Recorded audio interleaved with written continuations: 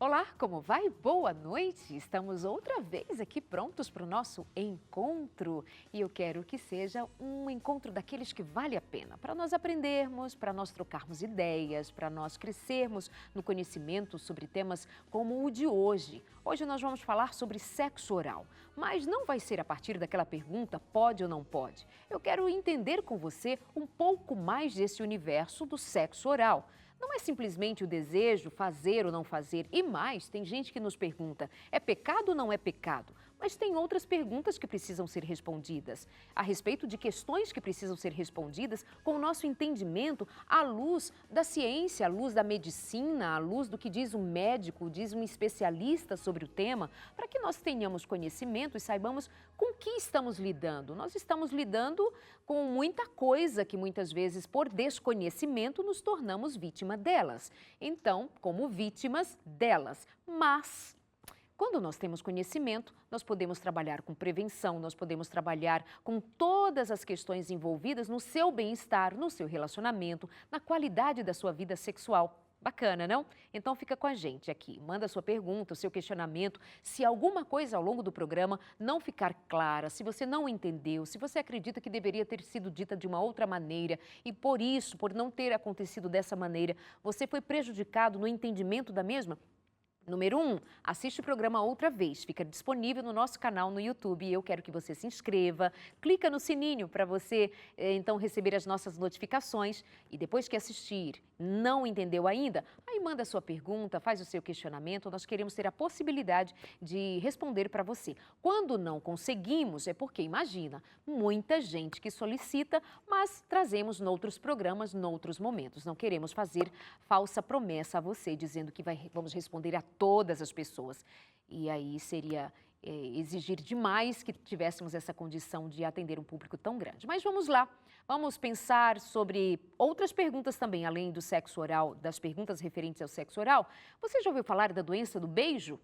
Essa é a primeira pergunta do programa de hoje. A minha convidada é médica e ela veio nos ajudar trazendo respostas à luz do conhecimento científico. Bom, não é? Doutora Mariana, bem-vinda, boa noite. Boa noite, que alegria falar com você, Darleide, que alegria falar com você também, que é telespectador do Sem Tabus. Maravilha, já tivemos oportunidade de há algum tempo atrás trazê-la, temos excelentes programas prontos, tanto no consultório de família quanto no Sem Tabus. Um dos programas que fizemos no consultório de família foi fantástico, foi sobre a vitamina D. É mesmo. Tem ali quase 200 mil visualizações. É mesmo. Foi incrível. Excelente sempre ter a participação da doutora Mariana. Doutora, primeira pergunta que está para a nossa conversa inicial. O que é a doença do beijo? Darleide, a doença do beijo é chamada de mononucleose. É o nome científico dela, né? Mononucleose. E por que ela é chamada de doença do beijo? É porque ela é principalmente transmitida através do contato ou através da saliva. Esse bichinho, ele tem um período de incubação longo, de 30 a 40, 45 dias. Então, é muito comum que, por exemplo, após o carnaval, que acontece em fevereiro, aí as pessoas ficam transmitindo o vírus durante muito tempo sem saber. E aí, lá para abril, mais ou menos, finalzinho de abril, maio, é que começa a manifestar os sintomas. E muitas vezes você nem sabe que está com mononucleose. Você pode passar despercebido como uma gripe comum, porque começa a acontecer no outono, que é a época em que as gripes começam a acontecer, né? Então você tem febre alta, dor no corpo, coriza, fala, estou resfriado, só que é um resfriado muito forte. E tem algumas características que são um pouquinho diferentes. Você começa a ter gângliozinhos no pescoço e você tem aumento do baço, aqui na esquerda, e do fígado à direita, que chama hepatoesplenomegalia. É uma doença que se cura sozinha, como é o próprio corpo que produz essa cura e depende de você fazer. O que você pode fazer? Não se tem um antibiótico específico para ela. O seu corpo é que vai produzir anticorpos para tratar da doença e isso demora um tempo. Tem um teste que se chama monoteste, que é o teste da mononucleose, mas ele só dá positivo a partir do 7º ao 14º dia. Muita gente é infectado e nem sabe, só descobre depois. Por exemplo, quando vai fazer pré-natal, a gente faz uma série de sorologias, né? Entre elas está a sorologia para a mononucleose. Aí você descobre que já teve e nem sabia que já teve.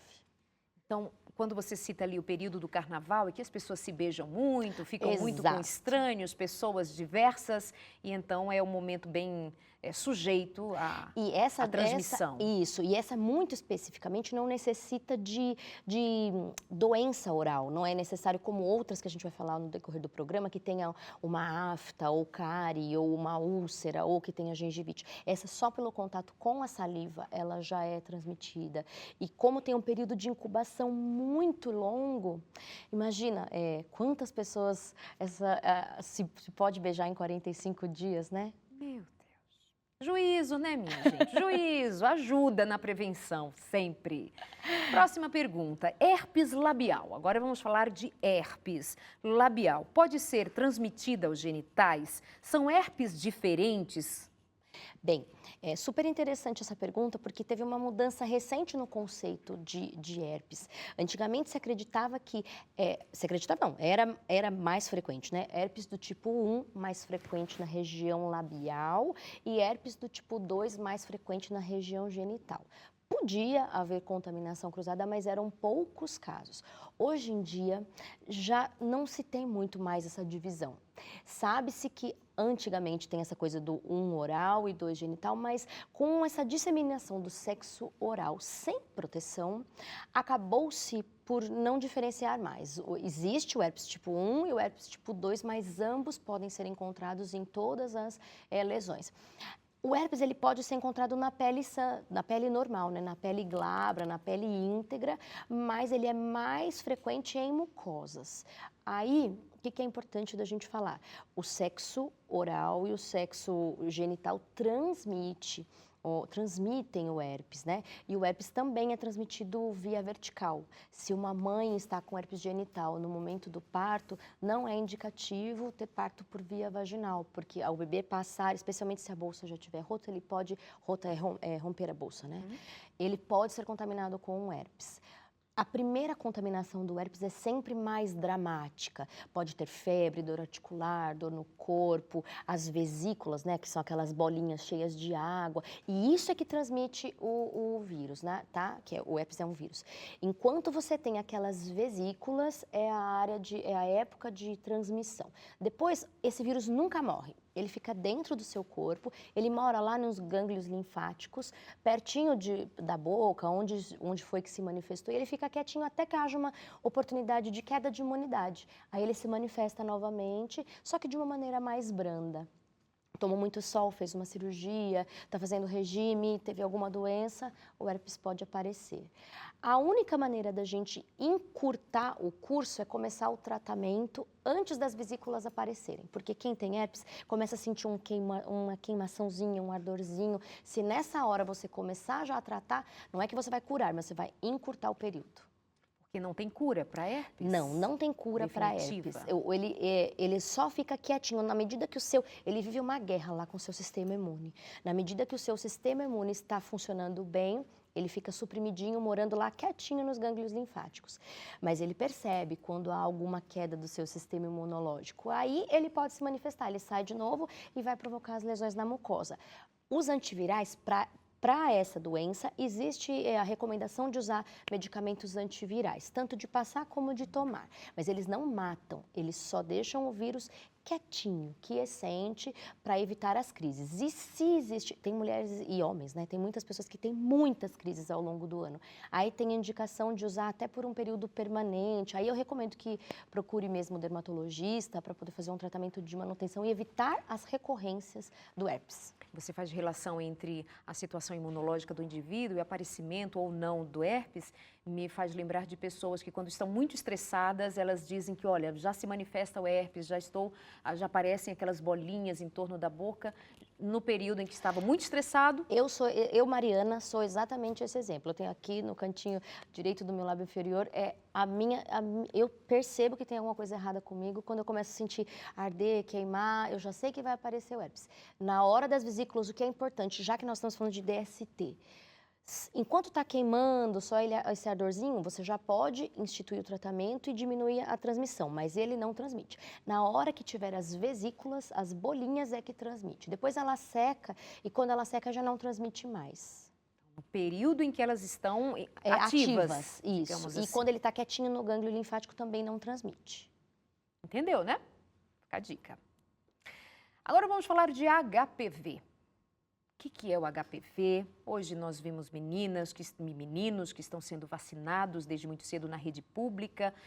Na época gerou um certo questionamento, mas a vida sexual dos nossos meninos e meninas está começando cada vez mais cedo e a gente não pode desprezar isso. Deixa eu só também reforçar com você que aos que nos acompanham sempre, sabem da nossa filosofia, sabem de qual é a nossa postura, sabe quais são os princípios que regem aqui a nossa conversa sempre, que somos cristãos, que temos que dar o lugar devido aos relacionamentos sempre pautados nisso. Mas nós não podemos desprezar a realidade que está à nossa volta, que está presente entre nós. E nós não podemos simplesmente desprezar a isto, não falando disto ou daquilo. Você não vai nos ver no programa de hoje nos referir ao pode, não pode, faz ou não faz, está certo ou errado. Hoje nós queremos esclarecer, informar, exatamente, doutora Mariana, informar do que está em torno ou inserido numa questão que no ideal ou nas ideias de muitas pessoas está só esta pergunta. Pode ou não pode? Errado não é? Pecado não é? Tá, mas vamos discutir em torno disso o que há de tão importante quanto, sabe? Então, é por isso essas perguntas sendo trazidas aqui, com esse intuito. Vamos pensar nessa direção e juntos, tá bom? E também saber como orientar os nossos filhos, né, Darleide? Porque você pode ter um adolescente na sua casa e precisa que vai te perguntar e você tem que saber o que dizer para ele. E esse é o ponto inicial mesmo aqui de quando eu comecei a minha fala, para te perguntar, dar o gancho da resposta, que é justamente não desprezar. Você tem filhos em casa, tem adolescentes, Exato. Tem as escolas, tem nossos meninos e meninas da família juntos, nossos amigos, enfim, quem quer que seja. Eu não consigo dizer para ela, tá errado, tá certo, pecado, não pecado, porque por vezes eu nem tenho acesso a elas. Mas eu tenho aqui um canal que posso ter pessoas como você disponíveis e preparadas para esclarecer e fazer com que estas pessoas tomem as suas decisões a partir do que elas têm como conhecimento. É isso mesmo. Então vamos lá, HPV, o que, como é, por que crianças, meninos e meninas precisam ser vacinadas tão cedo? Então vamos falar. HPV é uma sigla que quer dizer papiloma vírus humano. Também é uma doença viral. Ela acomete homens e mulheres e ela pode ser desde assintomática totalmente, como pode manifestar algumas lesões de pele que são comumente chamadas de crista de galo, são verrugas que podem acontecer tanto na região genital como na região oral, por conta de toda a região anal, por conta de toda essa disseminação e práticas sexuais que existem de todos os tipos e até o câncer de colo uterino. A principal causa de câncer de colo do útero é por infecção por HPV. Existe uma estimativa de que no Brasil cerca de 18 mil mulheres adoecem e depois muitas vezes não conseguem ser tratadas e falecem de câncer de colo do útero. E isso é alarmante. Por quê? Porque é uma doença que demora anos e anos e anos para se desenvolver. Então, se a gente tão somente tiver levar informação para essas pessoas e puder fazer um exame tão simples, que é o exame de colpocitologia oncótica, lá, o Papa Nicolau, com a captura, com o teste para ver se tem HPV, você consegue tratar e prevenir essa lesão, ou até mesmo câncer, antes que ela se torne uma doença muito avançada. Então, é importante falar. E não estamos falando só de câncer de colo do útero. É muito comum que haja câncer também do trato anal, do trato geniturinário por conta de sexo anal e também do trato oral, por causa de práticas do tipo de sexo oral, também pode levar a câncer de boca, câncer da garganta, câncer de faringe. Esse tipo de câncer oral, ele é mais frequente em mulheres ou homens que fazem sexo oral em homens. Homens que fazem sexo oral em mulheres não têm tanta frequência de HPV levando a câncer. Por quê? Porque não existe penetração do órgão genital e a saliva ela tem alguns fatores que inibem a proliferação e a morada do HPV. Mas quando você leva o órgão genital para dentro da boca, para a garganta, aí existe uma facilidade dali o vírus se proliferar. Existem mais de 100 tipos de vírus HPV, mas nem todos são oncogênicos, que a gente chama, né? Que levam à formação de câncer. 70% deles são só dois subtipos, né? Que são o 16 e o 18, mas há outros. Então, o que a gente precisa é que todas as mulheres façam a prevenção, a pesquisa, mulheres e homens façam a prevenção e a pesquisa, e faça o tratamento, se for o caso, o acompanhamento, né? E, antes de iniciar a vida sexual, vacinar-se. Homens e mulheres, meninos e meninas, porque homens também têm câncer e também transmitem o HPV. Outra manifestação que a gente não falou muito é a questão das verrugas, né? E isso é super importante você ter mencionado, Darleide, porque as verrugas, a HPV é uma doença que a camisinha, tanto masculina como feminina, não protege 100%. Por quê? Porque as verrugas, elas são transmitidas somente do ato de encostar uma pele sã na outra e atritar. Não é necessário que haja ejaculação ou sêmen ou conteúdo vaginal para que haja a transmissão. Então, a verruga é só de fricção. Então, e as verrugas podem nascer em qualquer área genital. Pode nascer em toda a vulva, nos grandes, nos pequenos lábios, dentro das paredes da vagina, no homem, no testículo, na região inguinal, no pênis. E muitas vezes a camisinha protege só o órgão genital, mas a área ao redor está cheia de verrugas e atrita, às vezes você nem vê, por causa da região que é pilificada, né, cheia de pelos, e ali você acaba contraindo as verrugas do HPV. Tem mais perguntas e mais respostas esclarecedoras no Sem Tabus e hoje nós vamos fazer uma pausa e já voltamos. Falamos ainda mais sobre questões muito importantes. Quais são as infecções mais comuns de se contrair no sexo oral? Vamos falar ainda mais sobre sexo oral. A boca pode ser um canal de infecção para os genitais e os genitais podem também ser um canal contaminador para a boca? Ou seja, outras questões que ainda pertinentes ao sexo oral vão ser discutidas no programa de hoje. É bem rapidinho o nosso intervalo, já estamos de volta, até já.